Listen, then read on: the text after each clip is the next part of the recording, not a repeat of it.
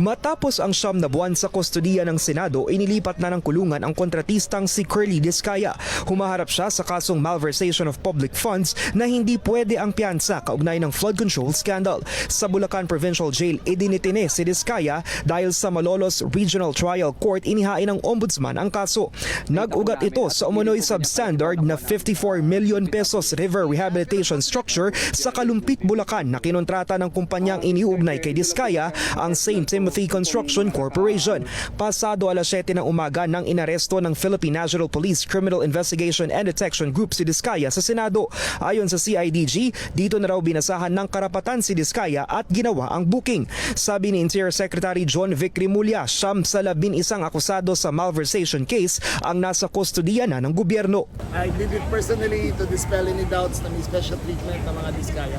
Lalagay sila sa regular na selda. Bukod kay Discaya, 2 akusado pa ang dinala rito sa Malolos, Bulacan. Ang asawa naman ni Curly na si Sara na dawit din sa kaso, nakakulong sa Cebu kasama ang tauhan ng St. Timothy Construction Corporation para sa ibang malversation case. 4 namang dating public works officials ang nasa New Quezon City Jail male and female dormitories.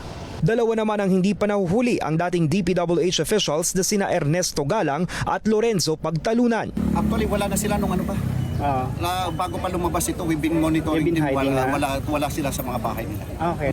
Much better na dumulog na lang po kayo sa amin. You can always call us anytime through your lawyers. Then we will be there.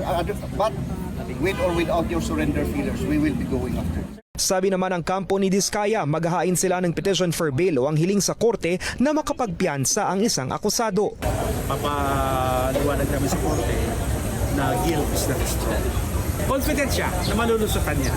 Kasi nadamay siya rito bilang beneficial owner ng company ng St. Timothy. Pero patutunayan namin na hindi siya beneficial owner. Ani sa Maniego, wala silang balak na humiling sa korte ng hospital arrest sa kabila ng shoulder injury ni Discaya. Kasunod naman ang kanyang pagka-aresto, sinabi ng kampo ni Discaya na kung may pagkakataon, nasa higit 150 tao pa raw ang papangalanan ni Discaya na umunoy sangkot sa flood control scandal. Una nang idinawit ng kontratista ang ilang mambabatas sa umunoy pamumursyento sa flood control projects. Ba't doon di pa niya binanggit yung mga pangalan ng 150 na yun noon? Ang sabi niya sa akin, biglaan kasi yun eh. Kumbaga, day before the hearing. Eh siyempre, normal lang sa tao yun na ma-disarray yung focus niya. Hindi niya ma-recall. Pero nung habang almost 9 months na sa Senate Detention Facility, isa-isa nare-record niya lahat. Hindi tinukoy ni Samaniego kung sino ang balak pangalanan ni Discaya at tumangging magkomento kung may mga matataas na opisyal na kasama rito.